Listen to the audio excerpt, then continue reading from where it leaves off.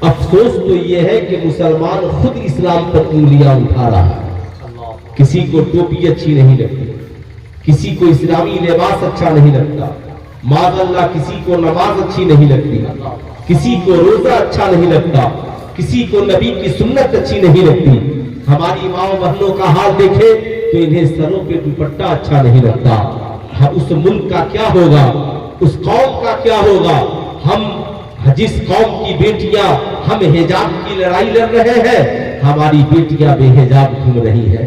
ہم آزان کی لڑائی لڑ رہے ہیں, آزان سن کر مسلمان اپنے گھروں میں سوئے ہیں. ہم قرآن کی عظمت کی لڑائی لڑ رہے ہیں, قرآن ہمارے گھروں میں تاکوں پہ سجا کر کے رکھا گیا ہے.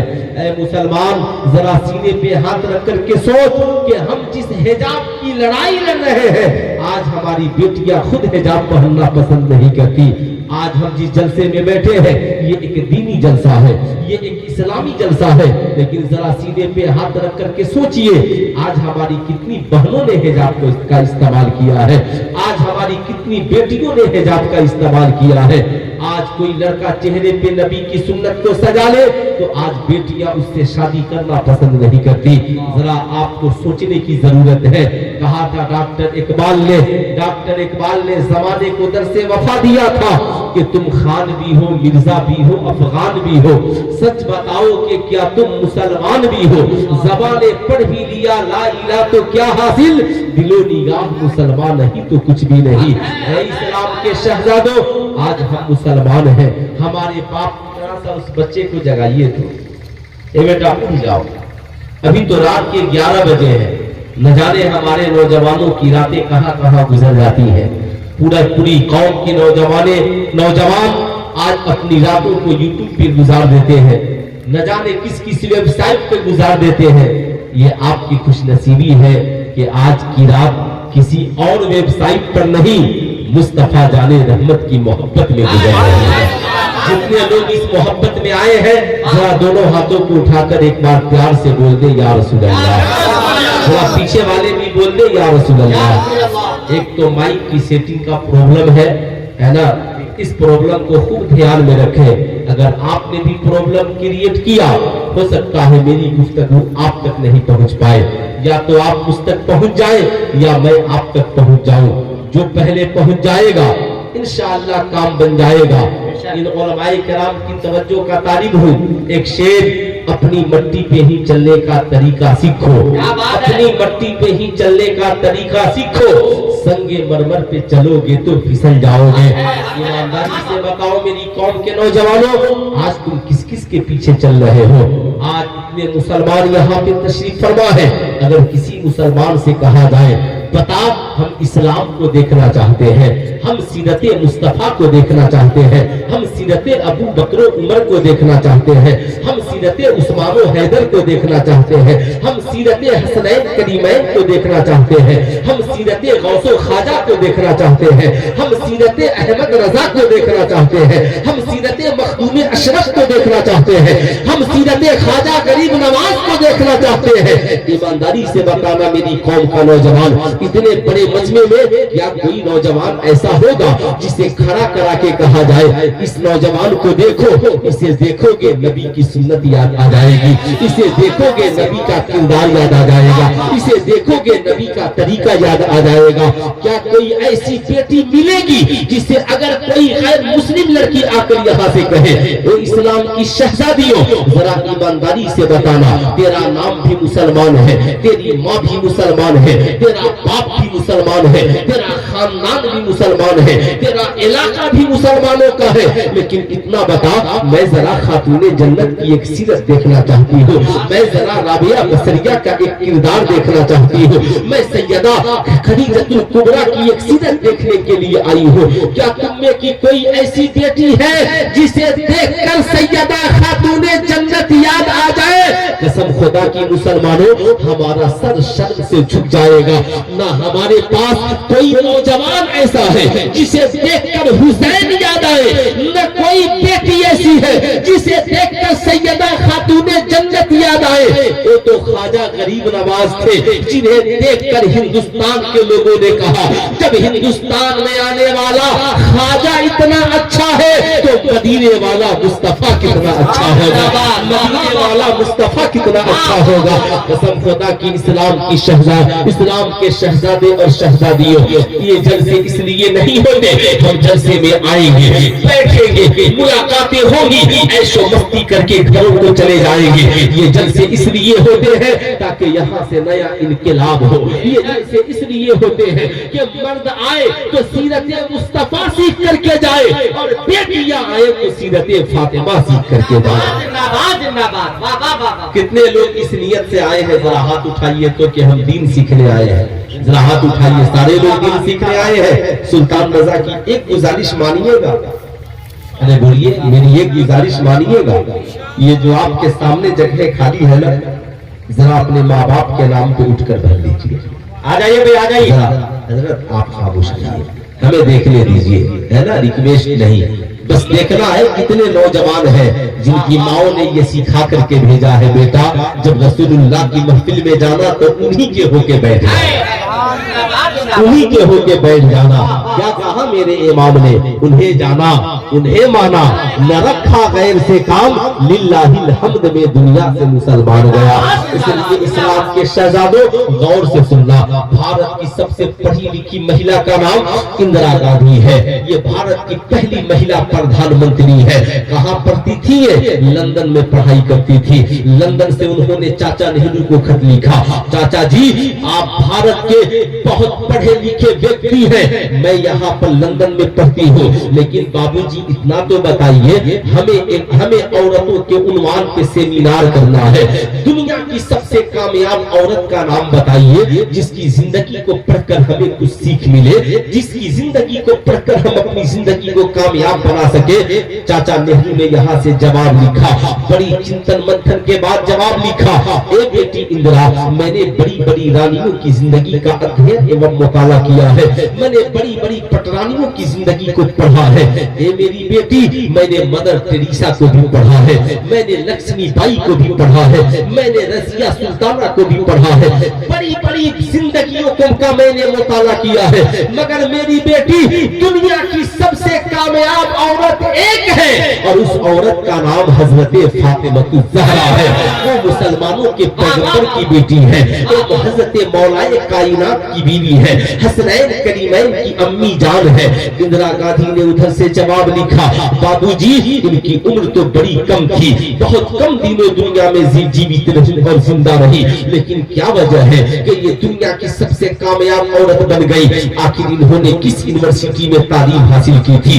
کہاں پہ انہوں نے تعلیم حاصل کی تھی؟ آؤ سلطان رضا تجھے بتانا چاہے گا، وہ اسلام کی شہزادیوں، آج پوری دنیا میں شکشا کی بات ہو رہی ہے، آج پوری دنیا میں ایجوکیشن کی بات ہو رہی ہے، آج پوری دنیا میں تعلیم کی بات ہو رہی ہے، آج گاڑیوں پہ لکھا ہوا ملتا ہے بیٹی پڑھاؤ بیٹی بچاؤ، آج مہیلا دیوس منایا جاتا ہے، آج ہمارے ملک کا جب بجٹ سطر پیش ہوتا ہے تو سب سے زیادہ ملک کا پیسہ شکشا کے نام پر، تعلیم کے نام پر، ایجوکیشن کے نام پہ خرچ کیا جاتا ہے، لیکن آؤ ذرا میں تجھے اس تعلیم کی بات بتاؤں، ذرا اس تعلیم کی بات بتاؤں جہاں پہ شکشا کے لیے کوئی بجٹ نہیں ہے، تعلیم کے لیے کوئی نصاب نہیں ہے، تعلیم کے لیے اس وقت کوئی کتاب نہیں ہے، پڑھانے والے مصطفیٰ ہیں، پڑھنے والے صفحہ پہ صحابہ ہیں، پڑھنے کے لیے آ گئے ہیں، کاپی کا وجود نہیں ہے، قلم کا وجود نہیں ہے، پڑھنے کے لیے حضرت ابی ہریرہ سے کسی نے پوچھا، اے ابی ہریرہ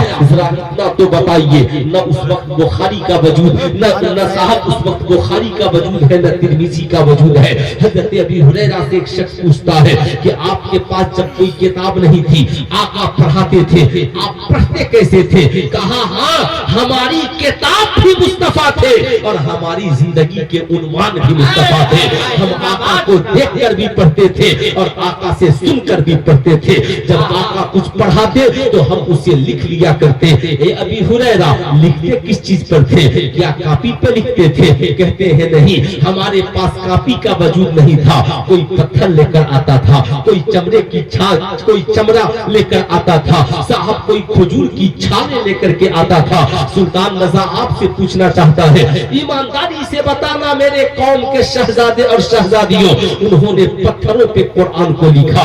ए लड़का कहाँ जा रहा है? जब जलसे में तकरीर सुनने की बारी आती है तो जूता पहना चल दिया, माँ ने यही सिखलाया है, बकलोल की तरह देखता। बैठो आकर के इधर, कल होकर के माँ पूछेगी जलसे में क्या सीखा था? हाँ हाँ हाँ हाँ, क्या सीखे थे? क्या अजमत भाई की आवाज थी, इतनी अच्छी आवाज तो हमने सुनी कभी नहीं थी। बस उसके बाद फिर क्या कुछ सीखा? कुछ नहीं सीखा, इसलिए कि जब सीखने की बारी आई तो चाय पीने के लिए गया था, उसके बाद पान खाने के लिए गया था। बैठो खूब इत्मीनान और सुकून के साथ, ये दरसगाह है, याद रखना। ख्वाजा गरीब नवाज जिस मुल्क में तुम रहते हो, अपने उस्ताद की बारगाह में इल्मे तफसीर पढ़ने के लिए गए। पूछा हुजूर इल्मे तफसीर पढ़ा दीजिए। कहा मोइनुद्दीन मेरे पास कोई वक्त नहीं है।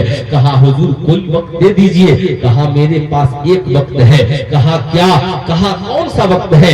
कहा मैं नमाज़े तहज्जुद के लिए जब जागूंगा, अगर नमाज़े तहज्जुद के बाद तुम पढ़ने के लिए तैयार हो जाओ तो मैं तुझे पढ़ाने के लिए तैयार हो जाऊंगा। जरा सा सुनो, तुम सिर्फ गरीब नवाज के बारगाह में जाके कव्वाली सुनते हो, तुम सिर्फ वहां पे जाकर ढोल और नाच देखते हो। शर्मानी चाहिए इन जालिमों को जिन्होंने आज तक नहीं कहा कि नाच गरीब नवाज को पसंद नहीं है, कोई नाचते हुए नहीं आएगा। गरीब नवाज को ढोल पसंद नहीं है, कोई ढोल बजाते हुए नहीं आएगा। गरीब नवाज को कोई फिल्म साहब फिल्म और ये नाच गाने बाजे पसंद नहीं है साहब, कोई तुरुम पर ढोल और पिस्टल लेकर के नहीं आएगा। लेकिन अफसोस है ये नाचने वाले नाच को पसंद करते हैं। गरीब नवाज की रूह को कितनी तकलीफ पहुंचती होगी, कितनी तकलीफ पहुंचती होगी। कसम खुदा की, ऐसे लोग जो उनकी तुरबत पे रहकर तकलीफें पहुंचाते हैं, आज उन्हें उसके नाम से तकलीफ होती है जिसने चादरों की भी अजमत बचाई है और बुजुर्गों की अजमत की भी हिफाजत की है। अच्छी बात है, इसलिए सुनो, नाच गाने बाजे सुनने की फिक्र न करो। याद रखना ये इस्लाम में हराम था, हराम है। पहले सुनो, जिस मुल्क में हम रहते हैं, गरीब नवाज ने कहा हुजूर अगर नमाज़े तहज्जुद के बाद मोइनुद्दीन को इल्म मिले तो भी वो मंजूर है, तो भी मंजूर है। सुनो, पूरी जिंदगी गरीब नवाज की, गरीब नवाज अपने उस्ताद के उठने से पहले उठ जाते, बावजू होते, तो एक मुसल्ला अपने उस्ताद के लिए बिछाते, एक मुसल्ला अपने लिए बिछाते, उस्ताद के लिए पानी रखते, वो जाकर वजू करते और नमाज़े तहज्जुद एक तरफ उस्ताद पढ़ रहा होता, एक तरफ शागिर्द पढ़ रहा होता।